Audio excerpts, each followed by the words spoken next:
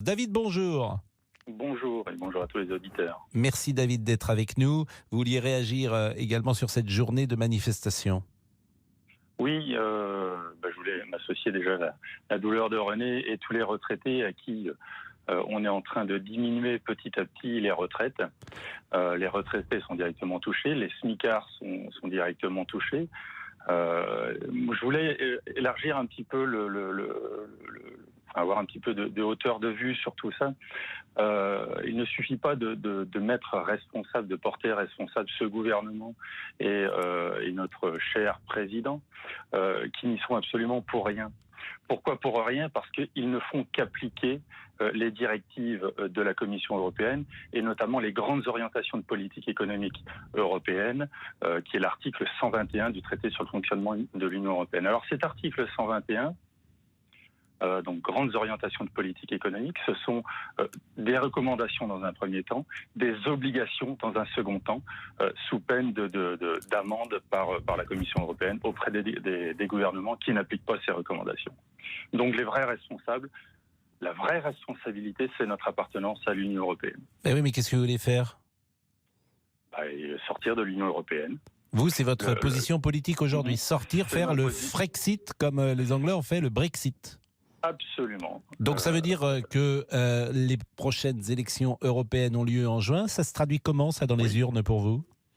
Alors ça va se traduire par une liste de l'UPR, portée par François Asselineau, qui aura une liste nationale, et je voterai pour cette liste. L'UPR UPR, Union populaire républicaine, donc, dont le fondateur est François Asselineau, et qui depuis 12 ans propose le Frexit. Alors j'invite tous les auditeurs à aller sur le site upr.fr et écouter toutes ces analyses. Un petit coup de pub au passage. Voilà, écoutez, ça mange pas de pain. Mais des analyses qui sont extrêmement redoutables et très sourcées. Et ça, c'est vivable, si j'ose dire, pour d'être tout seul. Absolument. De retrouver sa monnaie.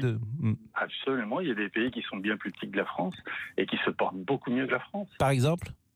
Par exemple, la Suisse.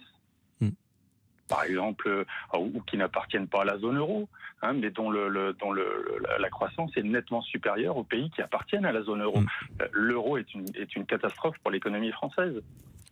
C'est très pratique quand on va à l'étranger, mais c'est une monnaie qui est très surévaluée par rapport à notre économie et qui plombe notre économie. Merci en tout cas, David, de votre témoignage. Merci. Si je peux me permettre juste un petit mot encore. Je vous en prie. Juste pour élargir cette vision, la destruction des services publics, puisque dans la manifestation aussi, je pense qu'il y a aussi ce sujet qui est abordé.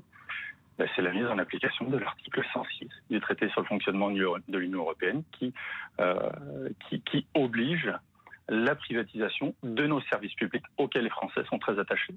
Et les Français ne comprennent pas pourquoi le gouvernement français casse ces services publics qui ont fait la grandeur de la France, qui ont fait l'unité de la France et l'unité des Français. David, manifestement, vous avez une connaissance importante, précise des dossiers. Vous avez 50 ans, vous habitez de Saint-Lô, dans la Manche. Je peux savoir quelle profession vous exercez ? Je suis profession libérale. Profession libérale. Mais vous voulez pas dire vraiment... Je suis éthiopathe. Pardon ? Éthiopathe. Éthiopathe. Oui. Bon. Eh bien, merci beaucoup, David, de ce témoignage. Agnès est avec nous. Agnès.